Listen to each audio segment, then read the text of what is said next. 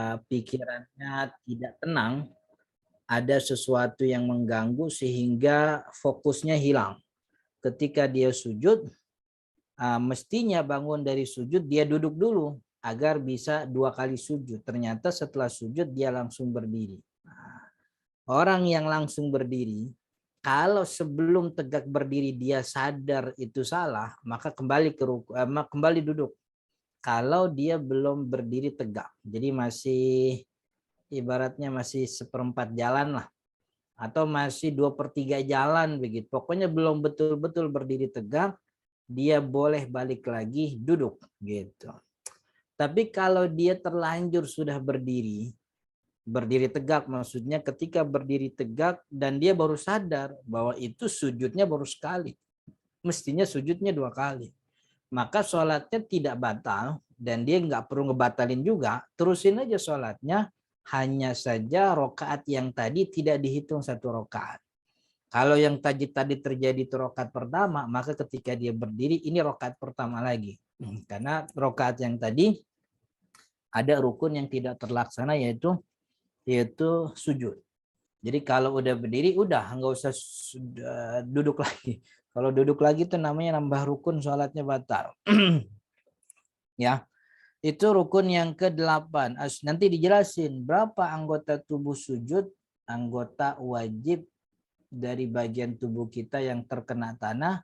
Ada 7 anggota. Nanti kita jelasin. Ada sampai pada babnya. Tapi yang pasti bahwa sujud ini adalah rukun di setiap rokaat.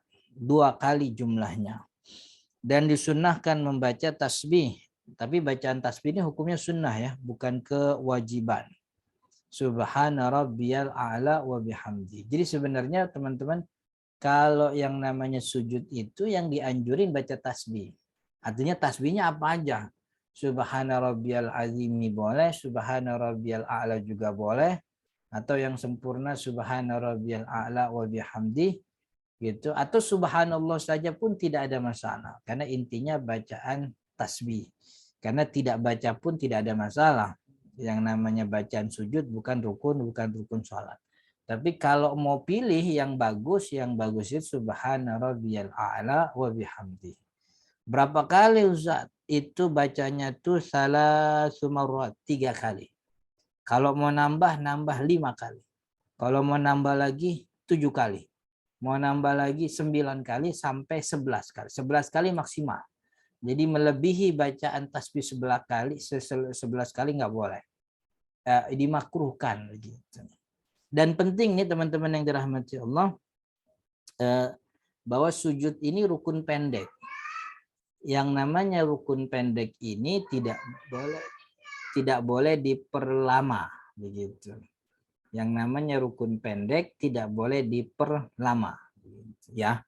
Karena ini rukun pendek, maka sujudnya jangan lama-lama. Walaupun memang ada kesunahan dan semua ulama sepakat yang namanya sujud itu ada kesunahan berdoa di dalamnya. Dan itu dianjurkan oleh Nabi Muhammad bahwa posisi di mana seorang hamba dekat dengan Tuhannya adalah ketika dia sujud. Maka perbanyaklah doa, karena doa ketika sujud qaminun, amat sangat berhak untuk diijabah oleh Allah. Akan tetapi tidak boleh lama-lama juga. Dan sujud yang dimaksud untuk berdoa itu tidak dikhususkan sujud terakhir, setiap sujud. Jadi katakanlah kita sholat 4 rakaat. Kalau 4 rakaat kan berarti 8 kali sujud. Nah itu 8-8-nya doa, itu nggak apa-apa. Jadi kita punya hajat 8 dibagi, itu punya hajat dibagi 8. Jadi sujud pertama doanya minta lunas utang, sujud kedua doanya minta keberkahan, sholat. Jadi dipisah aja gitu biar lama, biar pendek. Karena kalau digabungin semua jadinya Arbi. Karena kalau dipanjangin semuanya jadi kelamaan. Kalau kelamaan sholatnya bisa batal karena sujud ini rukun pendek. Rukun pendek itu tidak boleh melebihi kadar waktu bacaan surat Al-Fatihah. Nah, ini ya. Jadi kita kan nggak pernah dapat riwayat bahwa Nabi Muhammad itu memperlama sujud, tuh nggak pernah ada. Gerakan sholat yang diperlama oleh Nabi Muhammad itu bukan sujud, tapi berdiri. Jadi yang paling lama posisi Nabi Muhammad ketika sholat itu ya berdiri. Makanya kalau mau lama ya berdirinya lama tuh. Jangan sujudnya dilamain. Maka kalau pernah dengar ada cerita bahwa wali Allah tuh kalau sujudnya sampai 5 menit, itu bohong. Itu bohong itu. Itu cuman ngada-ngada aja. Di luar sholat mungkin iya. Ada di luar sholat sujud lama ya boleh. Tapi di dalam sholat kadar waktunya tidak boleh melebihi kadar bacaan kadar bacaan surat Al-Fatihah karena dia rukun pendek. Wa al-ashiru yang ke-10 at-tuma'ninatu fihi, tuma'ninah di dalamnya. Yang ke-10 ada tuma'ninah. Jadi sujud sama kayak tuma'ninah. Allahu Akbar. Tuma'ninah kemarin kita belajar tuma'ninah itu diam sejenak untuk memisahkan gerakan yang sebelumnya dengan gerakan yang akan datang. Tuma'ninah. Dan sekadar lamanya itu sekedar bacaan tasbih subhanallah. Subhanallah itu kira-kira 3 atau 4 detik. Allahu Akbar. 1, 2, 3. Allahu Akbar. Gitu. Atau 4 detik lah. Gitu. Wal hadi asyar, dan rukun yang ke-11, al hadi asyar, rukun yang ke-11 adalah al julusu baina sajdataini, duduk di antara dua sujud. Sujudnya udah kemudian duduk di antara dua sujud, itu bagian daripada rukun. Ai fi kulli rakaatin, di setiap rakaat duduk di antara dua sujud sekali. Sujudnya 2 kali, duduknya sekali. Itu rukun. Apa yang dibaca dianjurkan ketika duduk di antara dua sujud membaca 8 doa. Apa 8 doa? Semuanya hafal ya, ini diajarin dari sejak TPA nih. Rabbi firli warhamni wajburni warfa'ni warzuqni wahdini wa'afini wa'fu anni. Ada 8. Rabbi firli warhamni wajburni warfa'ni warzuqni wahdini wa'afini wa'fu anni. Rabbi firli, ya Allah ampunilah dosaku, warhamni, dan berikanlah aku rahmatmu, wajburni, dan cukupkanlah aku dari kekurangan, warfa'ni, angkatlah derajatku dunia dan akhirat, warzuqni, berikanlah aku rizki yang luas, warzukni wahdini, dan berikan aku petunjuk agar tetap selalu di jalan ketaatanmu, wa'afini, dan sehatkanlah badanku, wa'fu'ani, dan maafkanlah kesalahanku. Itu doa kalau yang bacanya ngerti, ikhlas, tulus, insya Allah hidupnya aman, nyaman, damai, bebas pinjol. Kan begitu. Jadi diresapi, makanya setiap setiap bacaan sholat itu walaupun sunnah sebisa mungkin dibaca dan juga dipahami begitu. Kata sholat itu secara bahasa adalah doa. Maka perbanyaklah memang doa di dalam sholat, karena tidak ada yang bisa kita andalkan di hadapan Allah kecuali ya doa kita gitu. Artinya kita sebesar apapun ya, kita punya kuasa di atas dunia ini, sebanyak apapun harta yang kita punya, seluas apapun pergaulan kita tetap butuh Allah. Berapa banyak orang punya jabatan tinggi, tapi Allah bisa hancurkan harga dirinya, martabatnya runtuh cuman gara-gara video 1 atau bahkan nggak nyampe 1 menit, cuman gara-gara foto, padahal jabatannya tinggi, tapi Allah bisa hancurkan gitu kan. Iya, duit kita banyak, berapa banyak orang kaya di Indonesia, bisa hartanya berlimpah, bisa bikin rumah gitu, tapi kalau Allah mau kan tinggal bikin gempa, itu rumah yang miliaran runtuh. Allah bikin banjir, miliaran habis, hilang ke bawah banjir. Kan gitu. Mobil yang kita sayang-sayang bisa ke bawah banjir, apalagi lagi musim hujan kayak gini. Jadi kita jangan merasa jumawa dengan apa yang kita punya tanpa kemudian kita meminta taufik dari Allah Subhanahu wa taala. Jadi jangan merasa bahwa apa yang kita punya itu bisa menyelamatkan kita. Justru itu yang dibenci oleh Allah, dan Allah sudah menurunkan ayat soal itu. Wailun likulli humazatil lumazah. Humazatil lumazah. Kita disebutnya humazatil lumazah. Siapa itu humazatil lumazah? Alladzi jama'a malan wa addadah. Yang kerjaannya tuh jama'a malan, ngumpulin harta, wa addadah, terus ngitungin. Kerjaannya tuh ngumpulin duit, dihitungin, ngumpulin duit, dihitungin. Yahsabu anna malahu akhladah. Dia nyangka bahwa harta yang banyak itu akhladah, bikin dia kekal. Ya kekal jabatannya, kekal kekayaannya, kekal popularitasnya, kekal semuanya. Jadi dia nyangka duit, harta yang banyak itu bisa mengekal. La yahsabu anna malahu akhladah, kalla la yunbadzanna fil hutamah. Kalla. Enggak bakal kekal. Seberapapun dia punya kekayaan, la yunbadzanna fil hutamah. Orang kayak gini ntar bakal dilemparkan. Yunbad itu dilemparin. Yunbaz itu kalau bahasa tegasnya dilepehin. Dilepehin fil hutamah, neraka hutamah. Begitu. Jadi kita lanjutin. Wa asani asyar yang ke-12, rukun yang ke-12 at-tuma'ninah. Tuma'ninah di dalam duduk di antara dua sujud itu rukun yang wajib tuma'ninah. Jadi rukun yang wajib tuma'ninah ada 4. Ruku, i'tidal, sujud, duduk di antara dua sujud. Ini 4 rukun yang wajib ada tuma'ninahnya. Dan duduk di antara dua sujud sama seperti sujud, dia juga rukun pendek, maka tidak boleh lama. Artinya batas maksimalnya, batasnya tidak boleh melebihi waktu sekedar baca surat Al-Fatihah. Jadi surat Al-Fatihah itu kan kira-kira sekian detik ya. Maka nggak boleh lebih lama daripada itu. Karena Al-Fatihah itu standar rukun panjang. Rukun panjang apa? Rukun panjang tuh berdiri sama tahiyat akhir tuh rukun panjang 2 doang. Standarnya itu Al-Fatihah gitu. Paling pendeknya rukun panjang, paham nggak? Paling pendeknya rukun panjang itu surat Al-Fatihah. Maka kalau ada rukun-rukun pendek yang lebih atau sama atau lebih dari surat Al-Fatihah, itu sholatnya batal. Kalau dia tahu sengaja ngelamain, batal sholatnya. Tapi kalau nggak tahu nggak apa-apa, sholatnya tidak batal, akan tetapi disunahkan untuk sujud sahwi. Sujud sahwi dia juga gak paham, ya udah nggak apa-apa, nggak sujud sahwi, udah syukur dia sholat. Habis itu dia mestinya datang ke masjid, ke musola, ikut ngaji bab sholat. Itu yang ke-12. Kemudian yang ke-13 as-salis asar, rukun yang ke-13 at-tasyahud al-akhir. Tasyahud akhir. Jadi yang rukun itu tasyahud akhir, tahiyat akhir. Kalau tahiyat awal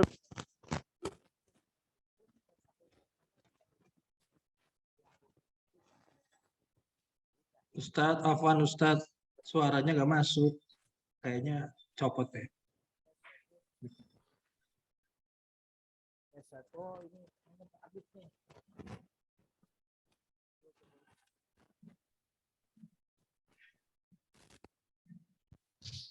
Ini baterainya habis. Iya, nggak apa-apa.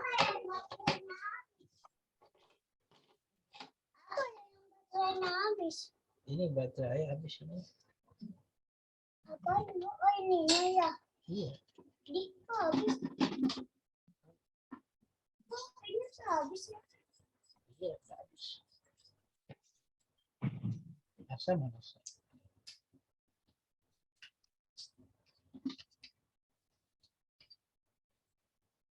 Ada.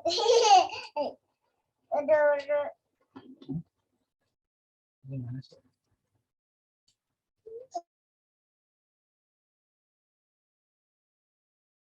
Tapi ada pernah yang jadi itu ya? Tapi kayaknya. Oh betul sih.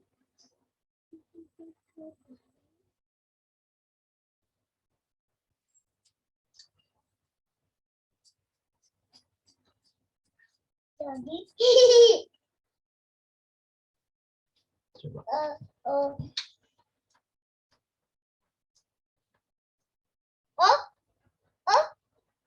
Belum. Udah.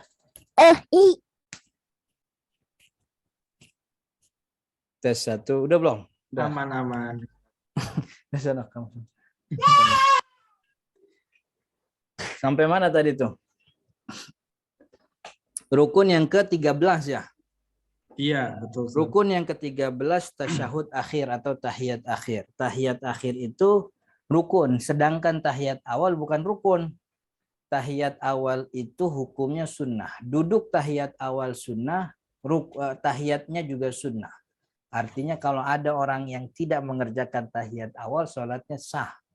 Nah, yang kagak sah itu kalau dia tidak tahiyat akhir. Ya, karena kalau nggak tahiyat akhir juga kan bingung salamnya gimana kan ya.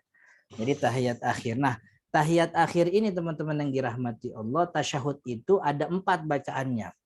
Jadi bacaannya dibikin pisah-pisah supaya tahu mana yang wajib dibaca. Pertama, bagian pertama at-tahiyatu lillah.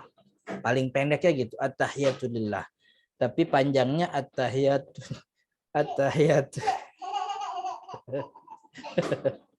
at-tahiyatul mubarakatus salawatut thayyibatu lillah.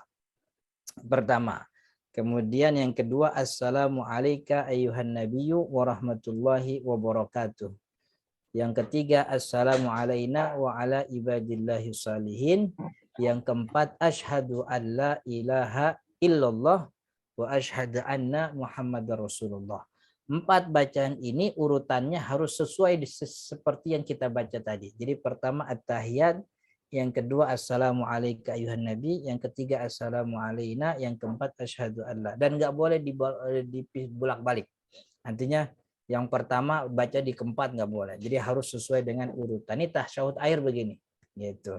Dan ketika asyhadu alla perlu diperhatikan asyhadu alla nunnya gak boleh dibaca. Asyhadu anla. Kan tulisannya kan anla.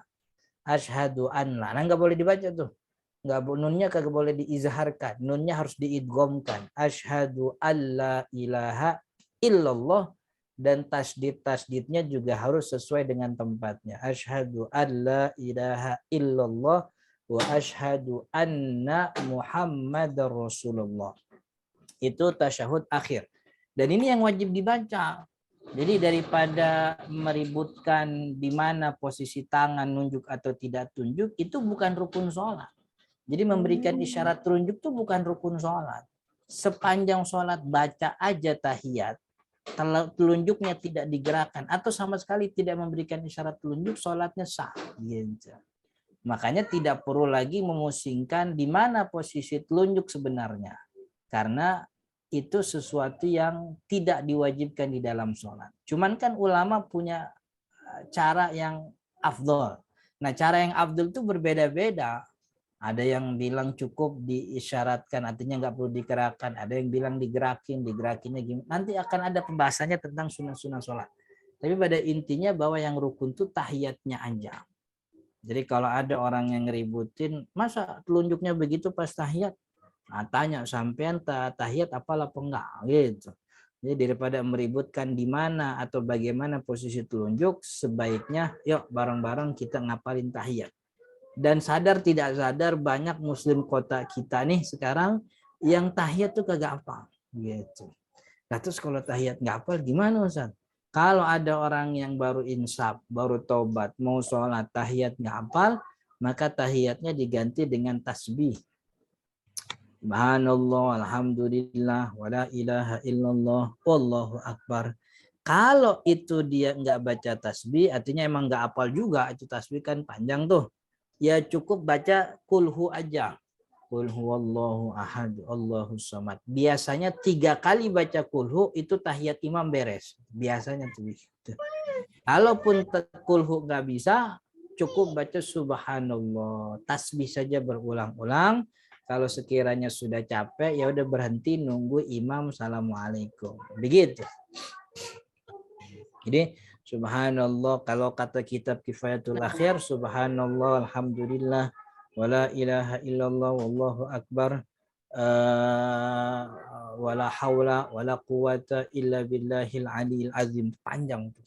Cuman kan orang kalau nggak bisa tahiyat, biasanya tasbih-tasbih yang lain juga nggak bisa juga itu dia. Emang begitu. Makanya cukup diganti dengan kulhu. Kalaupun kulhu nggak bisa, cukup dengan tasbih saja. Itu tahiyat akhir. Wa asaniyata asyar.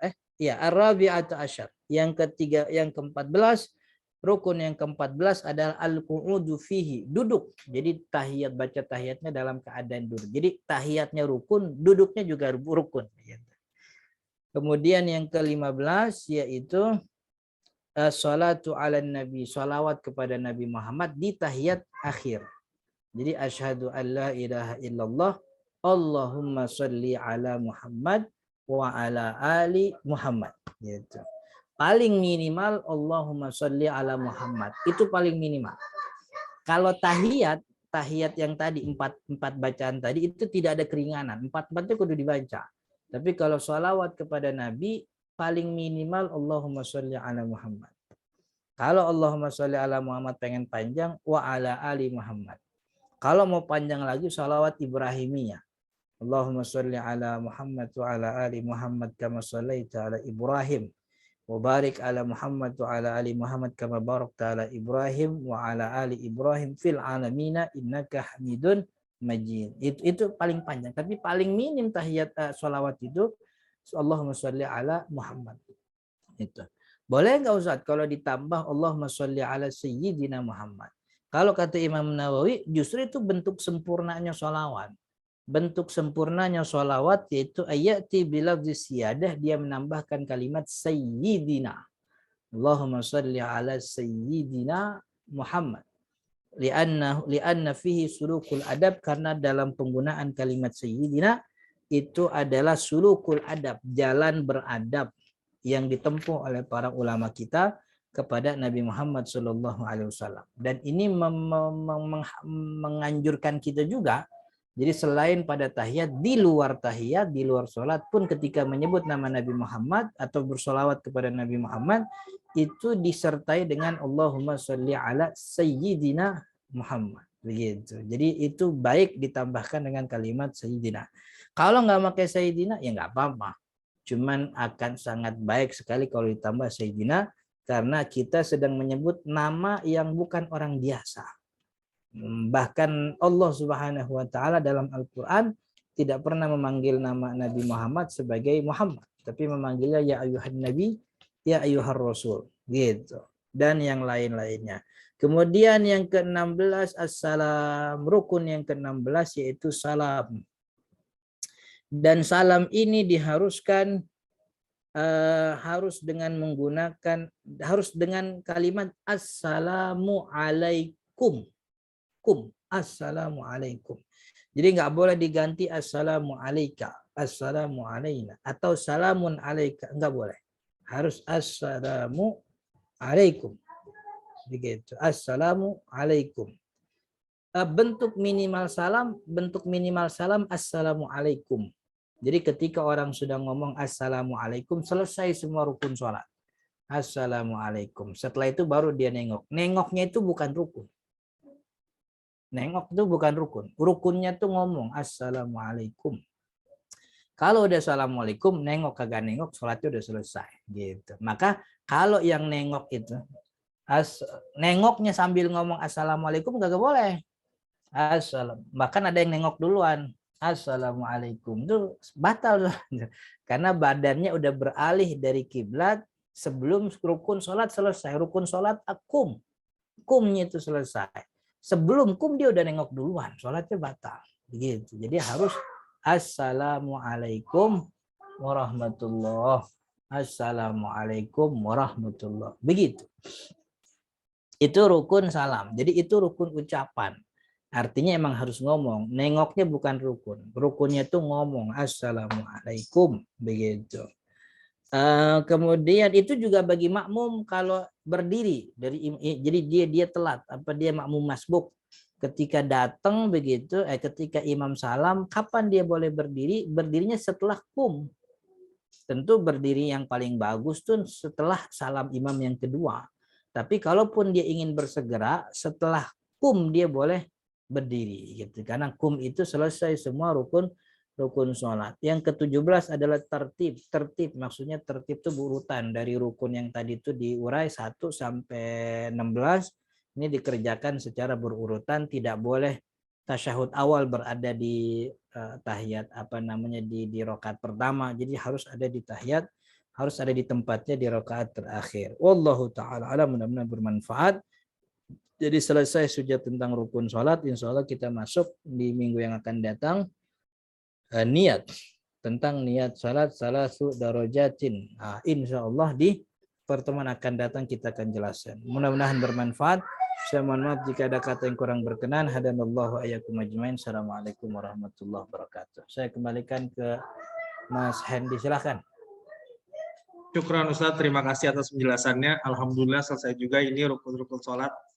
Udah masuk yang episode ketiga. Semoga bisa dipraktekkan dan semoga nggak lupa ya Ustadz. Kalau lupa, diklik aja lagi YouTube-nya, ada ulangannya Ustadz. Insya Allah. Untuk teman-teman, siapa yang mau nanya, silahkan bisa raise hand atau bisa chat. Sambil menunggu yang lain bertanya, Ustadz mau tanya, untuk rukun tasyahud akhir itu, tadi ada 4 ya, minimal. Itu di Mas Hendy, sebentar dulu.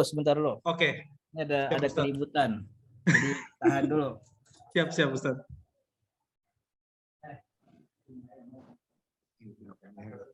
Sambil nungguin Ustadz Zarkasi, mau info juga, insya Allah nanti di hari Ahad, Iftiah Hamasa akan ada kajian offline.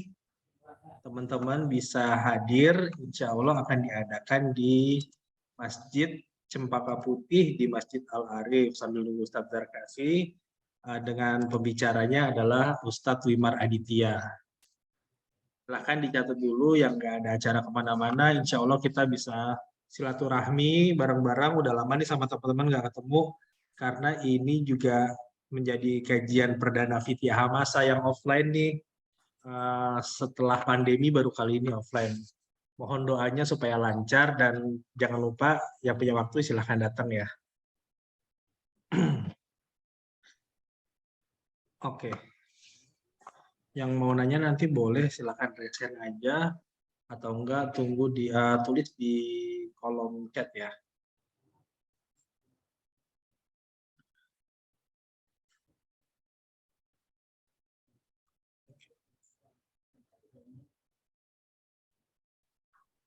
Untuk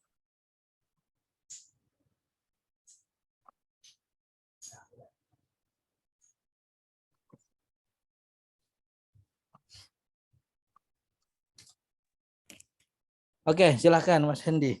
Mohon maaf sebelumnya. Enggak apa-apa. Udah aman Ustadz, kondusif?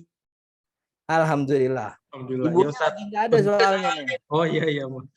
Saya doang. Oke. Untuk tadi tasyahud akhir, itu kan tadi ada 4 ya Ustadz.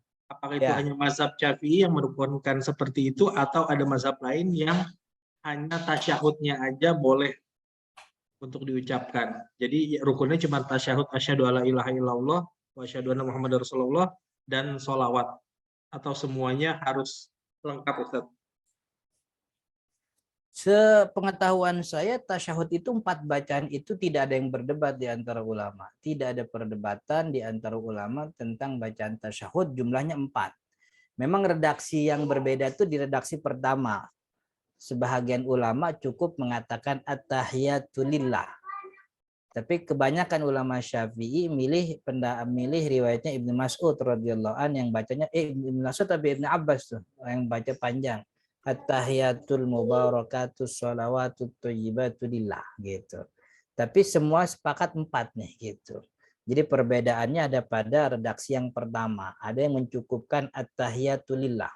Dan ini saya sarankan nih bagi beberapa teman yang mungkin baru belajar sholat, baru masuk istilahnya baru istilahnya apa namanya insaf ya. Kalau orang kampung nyebutnya insaf, baru insaf.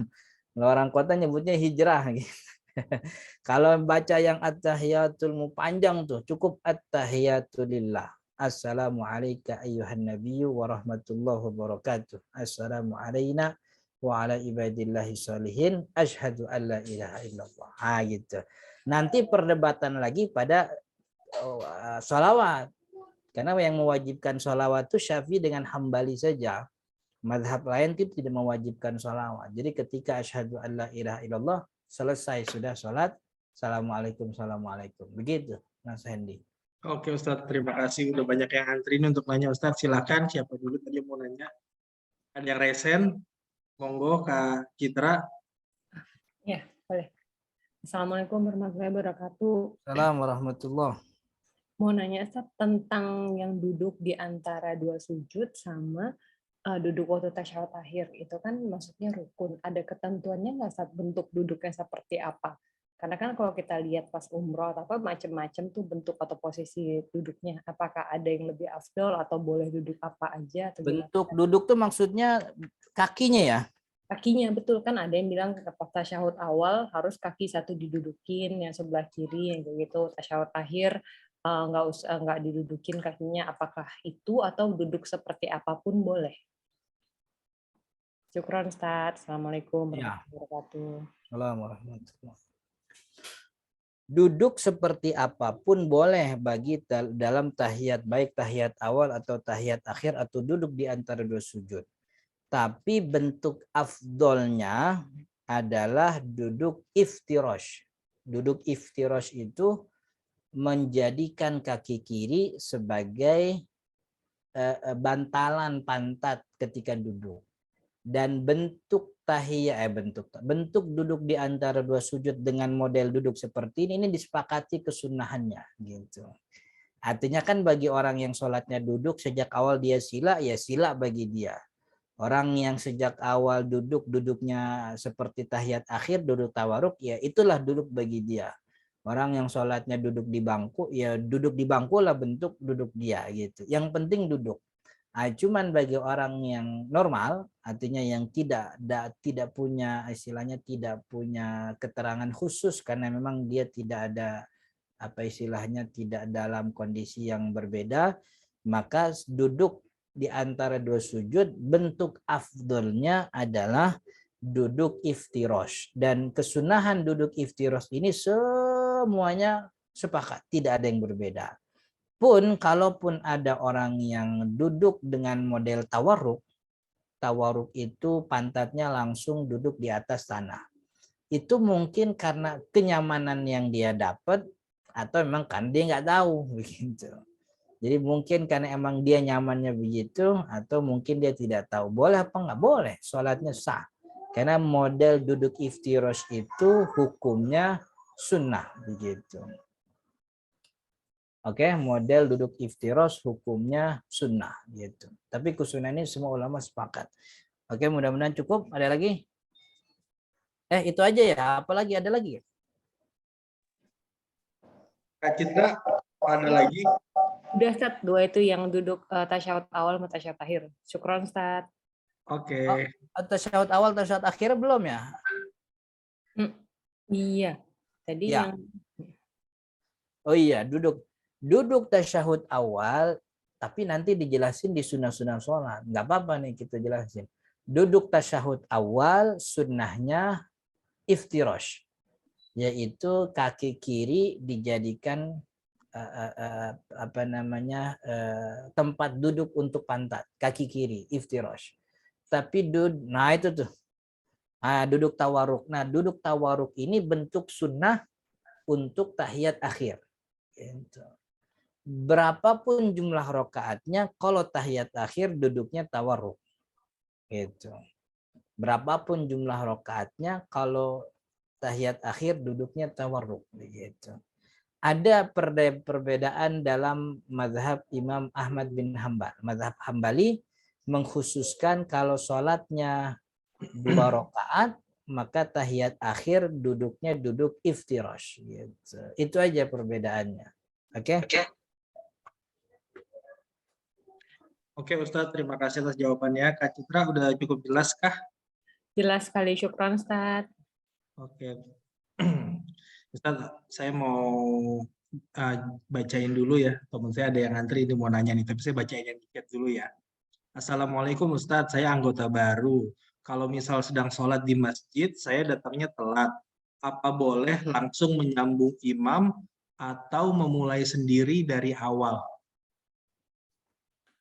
Kalau imamnya masih tersisa beberapa rakaat, maka ikutin imam. Kalau masih tersisa beberapa rakaat, bahkan 1 rakaat tersisa ikutin imam. Tapi kalau dapat imam sedang tahiyat akhir, gitu, maka opsinya 2. Kalau sekiranya tidak ada orang lagi yang datang untuk bisa kita ajak jamaah, maka ikut tahiyat akhir bersama imam. Tapi nggak dihitung itu rakaat. Nanti dia berdiri rakaat pertama. Gitu. Tapi kalau ada kemungkinan orang datang setelahnya, ada lagi yang datang dan bisa untuk berjamaah, maka sebaiknya ikut berjamaah baru. Bikin jamaah baru. Gitu ya.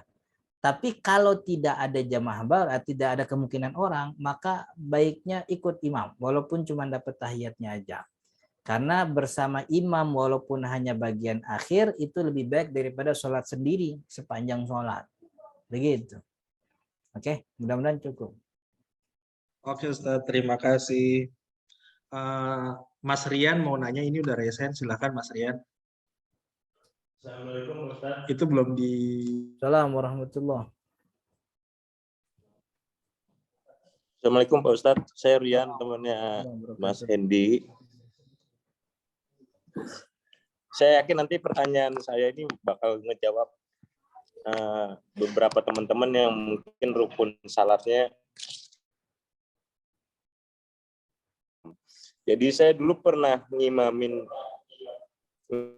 salat fardu, kebetulan salat isya Ustadz. Nah di rakaat ketiga itu saya lupa. Tapi makmumnya pun juga ambigu. Maksudnya cara mengingatkannya kalau saya ini lupa tuh macam-macam. Ada yang bilang astagfirullah. Ya. Ada yang langsung makmum, dan sebagai saya juga sebagai imamnya juga harus ngelakuin apa ketika saya kan nggak ngeh pada saat itu Ustadz. Jadi saya malah lanjutin. Jadi seolah-olah kayak sholat maghrib padahal sholat isya kan. Sampai assalamualaikum. Itu seharusnya imam harus ngelakuin apa pertama. Pertanyaan keduanya, pas kesalahan itu makmumnya harus menegur imamnya itu seperti apa Ustaz? Ya. Berarti sholatnya 4 rakaat, tapi di rakaat ketiga udah salam. Iya. Gitu ya. Apa yang harus dilakukan? Mas Rian dulu ngapain ketika kejadian itu? Itu saya sebagai imam. Iya, maksudnya setelah assalamualaikum apa yang dilakukan? Sujud. Ada yang ngasih saran sujud apa ya namanya? Pokoknya minta maaf sama Allah lah itu. Sujud sahwi. Ya, sujud sahwi, betul Ustaz. Jadi kalau ini karena kejadiannya udah lama Mas Rian ya. Iya. Kalau rakaatnya kurang, gitu. Jadi setelah assalamualaikum sadar rakaatnya kurang, maka kewajibannya dia sholat lagi sesuai dengan kekurangan rakaatnya. Kalau kurangnya 1, sholat 1 rakaat lagi. Kalau kurangnya 1, sholat 1 rakaat lagi dengan catatan setelah assalamualaikum sadarnya cepat. Jadi habis assalamualaikum dia langsung sadar atau diingetin kita kurang nih rakaat. Nah, itu cukup berdiri lagi sholat sesuai dengan jumlah kurangnya. Kalau kurangnya 2 ya 2. Tapi kalau sadarnya sudah lama, gitu. Dari ini kan udah sekian bulan berarti, udah bukan waktu lagi. Karena sadarnya sudah lama, maka sholatnya diulang. Sholat yang kemarin itu, yang cuma 3 rakaat itu diulang.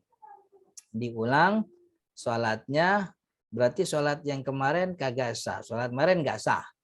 Berarti dapat pahala gak? Dapat pahala niatnya, tapi tidak dapat pahala pekerjaannya. Karena pekerjaannya tidak sesuai syaratnya. Niatnya dapat pahala daripada niatnya, tapi pekerjaannya tidak. Makanya sekarang, Ustaz, gimana? Gimana, Mas Rian? Mas Rian, internetnya kurang, ini apa saya yang internetnya kurang bagus nih?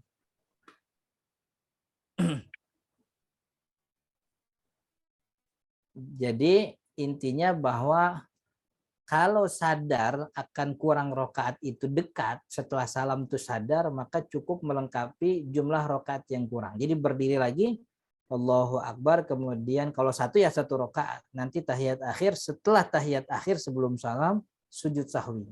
Gitu. Kalau sadarnya sudah lama, pada saat itu langsung diingetin sama makmum.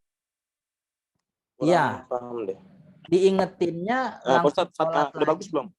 Iya, pas diingetin tuh langsung sholat melengkapi yang kurang apa gimana?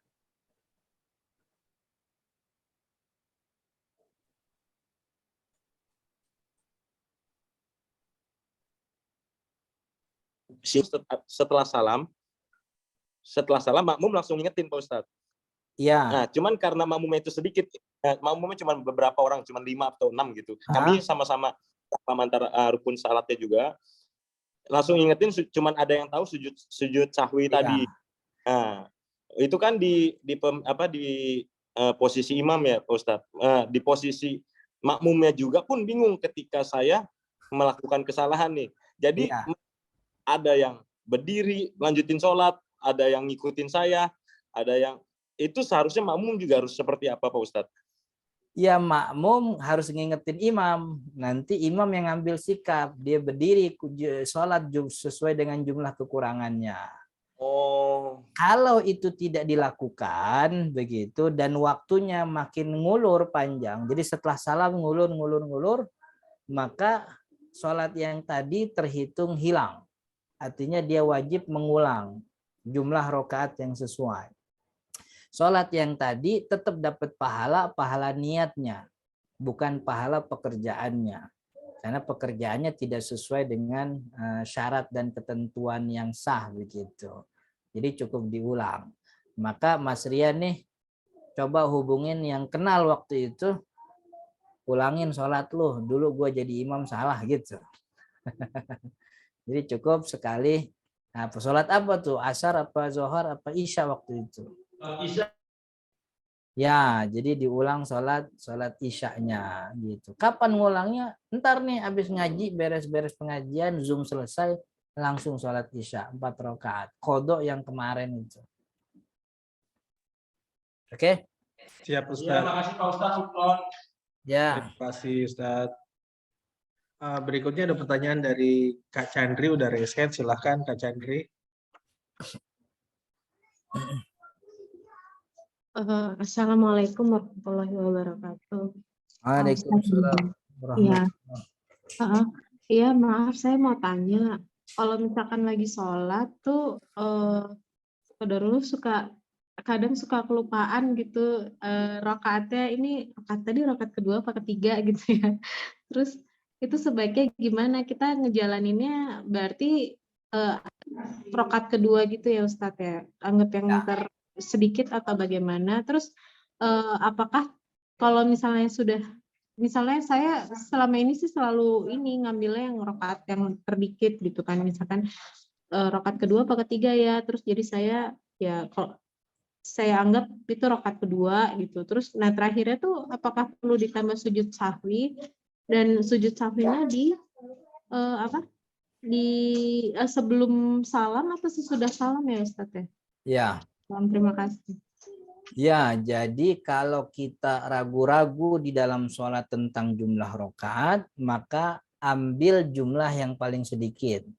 Ragu apakah ini rakaat 1 atau 2, berarti 1. Ragu apakah ini rakaat 3 atau 4, itu rakaat 3. Ragu apakah ini rakaat 2 atau 3, itu rakaat 2. Jadi ambil jumlah yang paling sedikit. Karena yang paling banyak itu jumlah yang meragukan. Tidak boleh mengambil yang ragu, ambil yang meyakinkan gitu. Nanti di akhir sholat disunnahkan. Di akhir sholat itu bukan diwajibkan, tapi disunnahkan untuk sujud sahwi. Jadi sujud sahwinya bukan wajib, sunnah. Kapan itu posisinya? Posisinya sebelum salam, setelah baca tahiyat. Setelah tahiyat selesai, Allahumma sholli ala sayyidina Muhammad wa ala ali sayyidina Muhammad, sujud. Sujud sahwi 2 kali. Itu sunnah hukumnya. Jadi sujud sahwinya hukumnya sunnah. Artinya ketika ragu kemudian ngambil yang sedikit, kemudian setelah sholat selesai dia langsung salam, sholatnya sah, nggak ada masalah. Karena sujud sahwi hukumnya sunnah. Tapi kalau ingin sujud sahwi itu bagus sekali dan posisinya sebelum salam gitu. Posisinya sebelum salam. Oke? Saya kira cukup. Ada lagi? Mas, itu Mbak Chandri udah cukup atau ada lagi pertanyaannya? Udah Ustadz, terima kasih. Ya. Alhamdulillah. Ada Alhamdulillah. lagi Mas Oke. Andi? Teman-teman yang lain yang mau nanya silakan raise hand atau chat. Sambil nunggu yang lain, saya mau tanya. Oh, Ustadz, nggak buru-buru atau buru-buru nih Ustadz? Anaknya nggak ada mamahnya ya? Ya, mungkin satu lagi kalau Mas Andi mau nanya. Satu ini terakhir. Mas Jadi Andri ada yang mau nanya nih, Mas Andri jauh-jauh Mas dari Andri Bali ya. nih. Monggo Mas Andri. Assalamualaikum Ustadz. Assalamualaikum warahmatullahi wabarakatuh. Assalamualaikum teman-teman juga. Maaf izin bertanya ini kadang jadi suka timbul di hati gitu kalau lagi jamaah di masjid Ustadz. Kadang ada imam yang kalau lagi kita sholat itu saya ngerasa bahkan saya Al-Fatihah belum selesai tapi dia udah ruku gitu Ustadz. Ya. Jadi saya suka bingung ini nggak apa-apa nggak ya gitu Ustadz.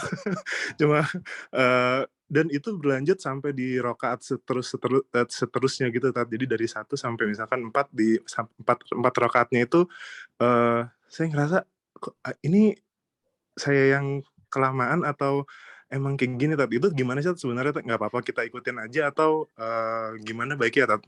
Makasih sebelumnya Tat. Assalamualaikum warahmatullahi wabarakatuh. Assalamualaikum warahmatullahi wabarakatuh. Jadi antara apakah kita berstatus sebagai makmum dari awal atau makmum yang masuk di tengah-tengah. Kalau kita makmum yang masuknya di tengah-tengah, jadi kita masuk ketika imam sudah baca Al-Fatihah sekian ayat atau mungkin baca surat setelah Al-Fatihah begitu, atau mungkin sholat yang tidak ada suaranya, artinya tidak dikeraskan begitu, kita masuk di tengah-tengah. Kalau kita masuk di tengah-tengah, maka wajib baca Al-Fatihah sesampainya imam ruku. Imam udah berdiri, udah sejak tadi kita baru masuk. Allahu Akbar, Bismillahirrahmanirrahim. Jadi langsung baca Fatihah. Nggak usah, kalau kita orang yang telat, masbuk, nggak usah baca iftitah. Langsung baca Al-Fatihah. Bismillahirrahmanirrahim. Alhamdulillahirabbil alamin arrahmanirrahim. Imam Allahu Akbar. Ikut langsung ruku. Allahu Akbar. Kalau kita makmum masbuk yang datangnya telat. Karena makmum masbuk diberikan keringanan bahwa bacaan imam menjadi bacaan dia. Begitu. Tapi kalau kita adalah makmum yang berada bersama imam sejak awal, makmum muafik gitu, imamnya takbir Allahu Akbar, kita juga ikut takbir di belakang. Itu namanya muafik tuh. Kalau orang yang seperti ini, maka dia wajib baca Al-Fatihah sampai selesai. Kalau imamnya belum selesai dia baca, imamnya ruku, selesain baca Al-Fatihah. Nanti kan ketinggalan Ustaz. Ketinggalan imam selama ketinggalannya bukan enggak sampai 2 kali rukun, sholatnya enggak ada masalah. 2 kali rukun tuh ketika imamnya sudah sujud, dia masih berdiri, itu 2 rukun. Berarti rukun ketinggalan i'tidal sama sujud. Kalau ketinggalan ruku emang begitu yang namanya makmum. Makmum kan emang ketinggalan imam. Imamnya ruku, dia masih berdiri, enggak apa-apa. Tapi ketika imamnya i'tidal, dia masih berdiri, berarti 1 ketinggalan tuh, 1 rukun. Kemudian imamnya sujud, dia masih berdiri, itu 2. Kalau dia masih berdiri, imam udah sujud, tuh sholatnya batal. Gitu. Maka kalau sekiranya kita bisa menyelesaikan Al-Fatihah tanpa tertinggal sujud dari imam, selesaiin Al-Fatihahnya. Gitu. Tapi kalau kita rasa kayaknya takut ketinggalan sujud nih, imam udah sujud, kita masih baca. Kalau dirasa begitu, maka ikut ruku langsung. Berarti Al-Fatihahnya nggak dibaca, Al-Fatihahnya tidak dibaca. Rokaat ini tidak dihitung 1 rokaat karena ada surat Al-Fatihah yang tidak dibaca. Begitu. Nanti ketika imam Assalamualaikum, kita berdiri 1 rokaat lagi untuk melengkapi. Dan kalau sudah ketahuan model imamnya emang rada cepat, maka ketika bangun itu di rokaat selanjutnya langsung baca Al-Fatihah. Gitu. Jadi nggak usah nungguin imam Al-Fatihah selesai, bacanya bareng sama imam Al-Fatihah. Kalau sholatnya sholat jahar gitu.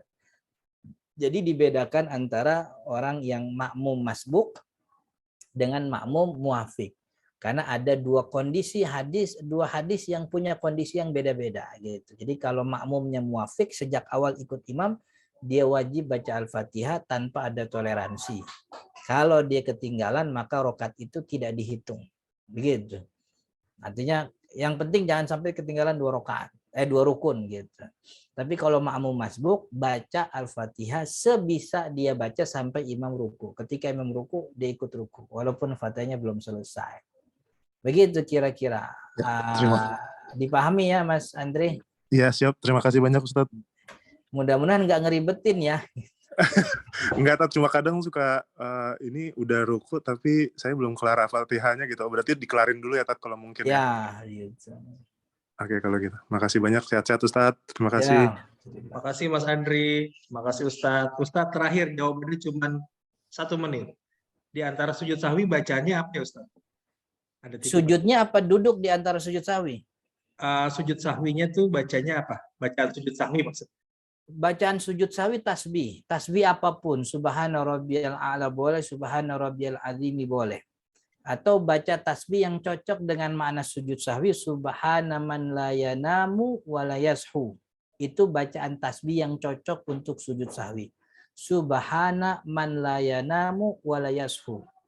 Oke. Atau kalau dia baca subhanallah, nggak ada masalah. Pun dia kagak baca juga nggak apa-apa. Karena yang penting sujudnya aja. Bacaannya tidak diharuskan. Kalau mau baca, bacanya tasbih.